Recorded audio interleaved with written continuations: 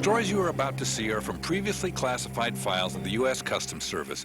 They contain dramatic recreations and, whenever possible, actual surveillance footage.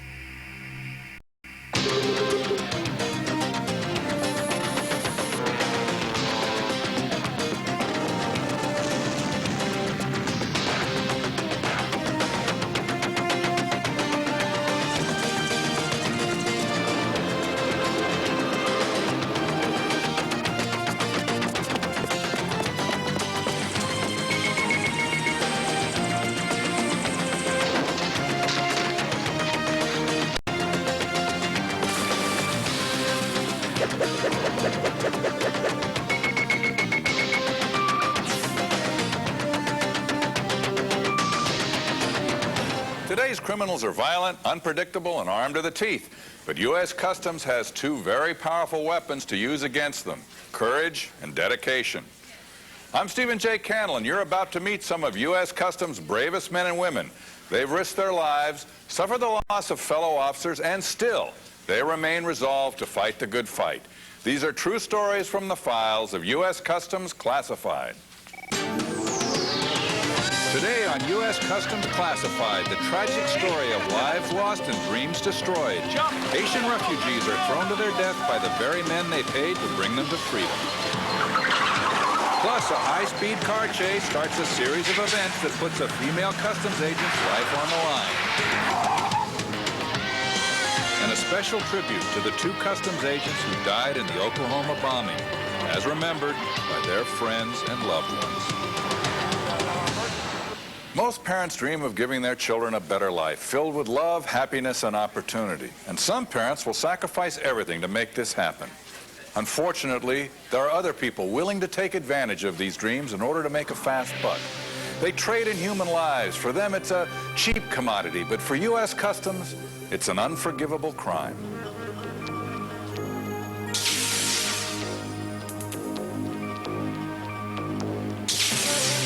U.S. Customs was all too familiar with Richard and Ronald Harrison.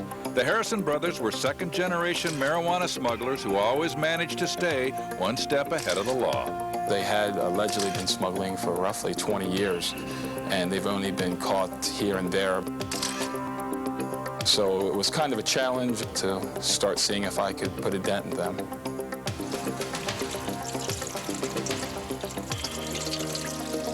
So what do we know about these guys? Which one's which? This is the kingpin of these guys. This is Richie. He's the older brother. But after years of smuggling dope, Richard and Ronald switched to a new and more lucrative cargo. Talk to me, my friend. How soon can we begin? Soon, a week, right now, we don't care. How many does your boat hold?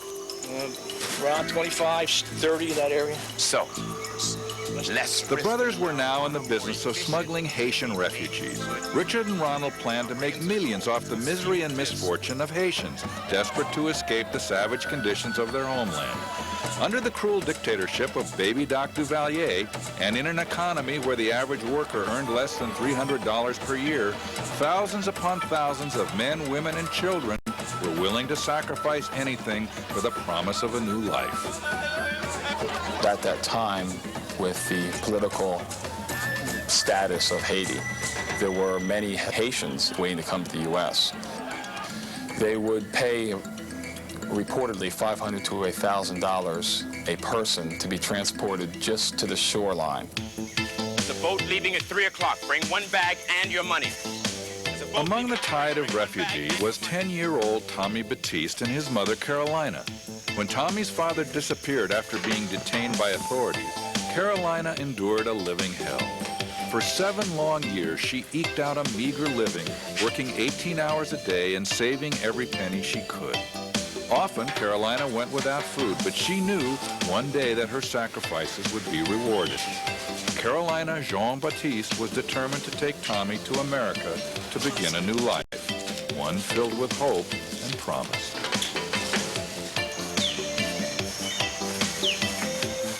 Finally, the day Carolina dreamed of had arrived. Tommy, Carolina, and 25 other Haitian refugees made their way to a secluded cove where Richard Harrison's boat was waiting.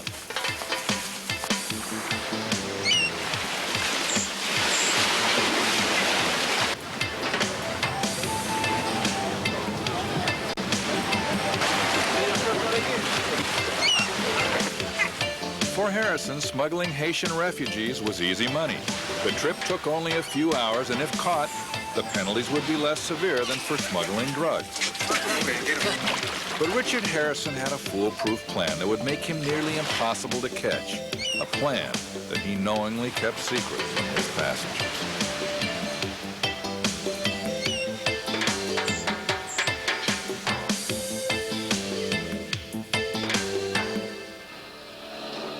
When we return, Carolina and Tommy's dream of a better life turns into a nightmare at sea.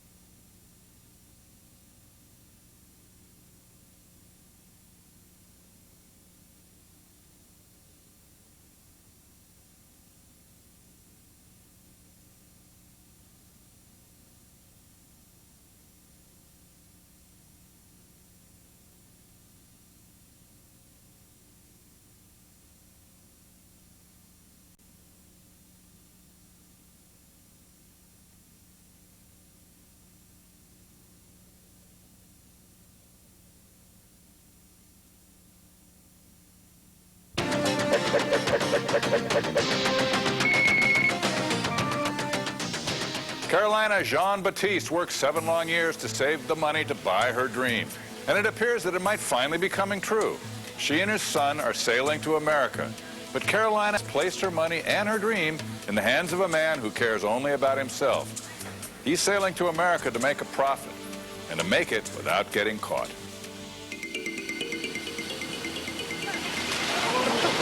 Just before midnight, a group of Haitian refugees, dazed and disoriented, scrambled to safety along the shores of South Florida. Moments later, Richard Harrison did something he had never done before. Yeah, I'm going to clear it for customs. He volunteered to have his boat inspected by U.S. Customs upon its arrival in Florida. This standard procedure is required of any private vessel entering the U.S. from a foreign territory. But given Harrison's past, his sudden willingness to follow the rules left Agent Hutchinson highly suspicious. Hey, John. How you doing? You find anything? So far, all I got's a bib, got a gold chain, got a cooler full of crackers and some orange juice. Other than that, looks like he cleaned the whole boat. Talked to Border Patrol tonight. They had 2 Haitian dump-offs. One down in Hutchinson Island, one right over here at Palm Beach. And I know he did it. I knew it. There's something in here. We got to keep looking. There's got to be something. Just keep looking. Let me talk to this guy. Check his story out. Richie. Yay. So where you been tonight? Freeport. Freeport? Yeah. Hey, what are you doing over there? Just a little trip. It's a little trip? Yeah. What time did you leave Freeport? 7 o'clock. 7 o'clock? Yeah. That's about 5 hours ago. Takes you 5 hours to get back here? I had trouble. My trim tabs. Trim tabs, huh? Yeah. Without them, you can't go right.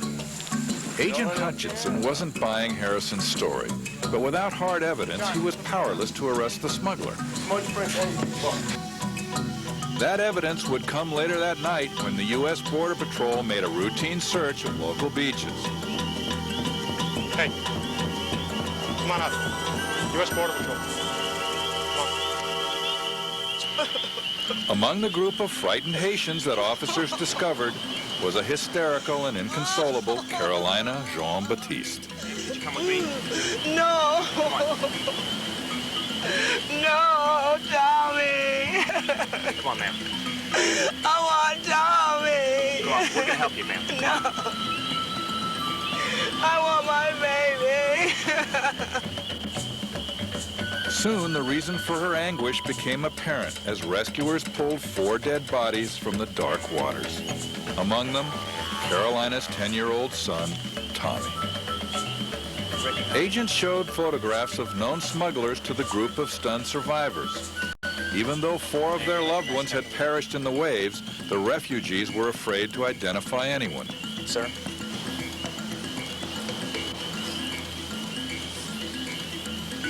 Ma'am, do you recognize the captain of the boat?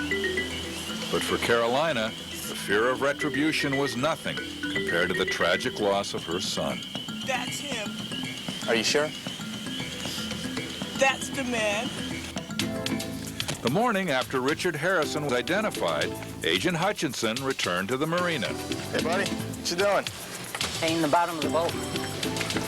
He found a man working on Harrison's boat in dry dock. Any problem with those trim tabs? No, just painting the bottom of the boat. When I was looking at it, I noticed there were fresh dings, scratches, and paint missing from the bottom of the vessel, especially towards the stern. I figured that it was probably a pretty good idea to get some photos of it prior to the painting. So I just photographed the entire boat prior to it being painted. The scratches may have been made by the desperate refugees as they struggled to climb back into Harrison's boat. On the strength of this additional evidence and Carolina's eyewitness identification, Richard Harrison was arrested.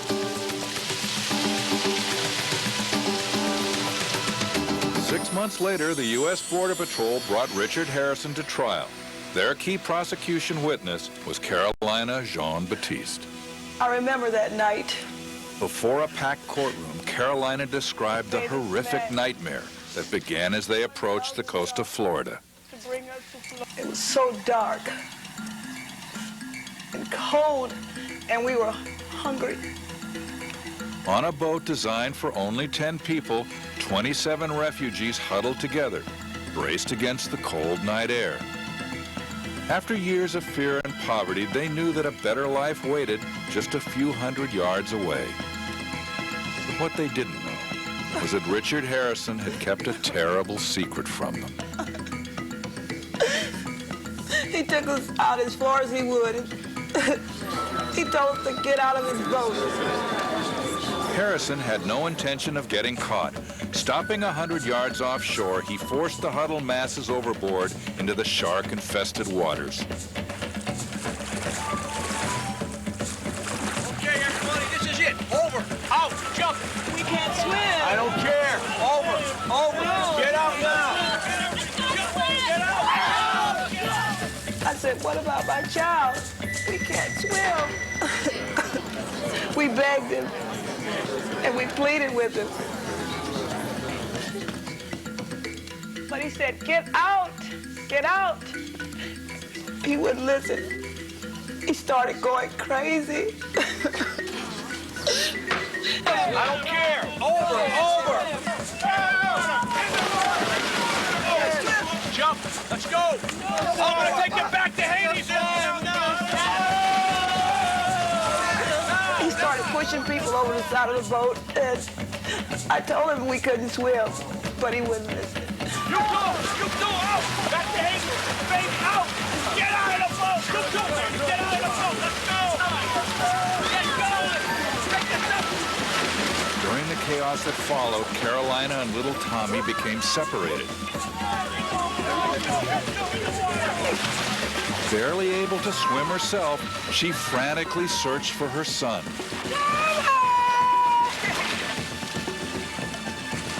After what seemed an eternity, the exhausted refugees dragged themselves up on shore. But Tommy was not among them. His body would later wash up on the beach, battered and bruised by the violent tide. Oh, that man, he killed my baby.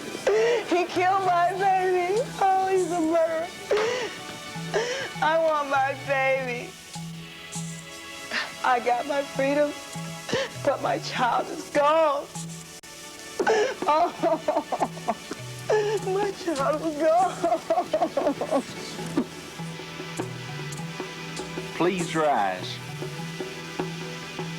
After his conviction, he did admit that he was responsible for transporting the aliens, which resulted in their deaths. He did not seem to me as remorseful as he should have been. You are now in the custody of the U.S. Marshal's Office. Somewhere in the story of one woman's tragedy lies a lesson for all of us. Excuse me, Mr. Hutchinson. Yes. I'd like to thank you for helping us. And we're just doing our job. Thank you, sir. Thank you. For Agent Hutchinson, Carolina's tragedy will never be forgotten. He continues to fight against anyone who would callously make money off the suffering of others.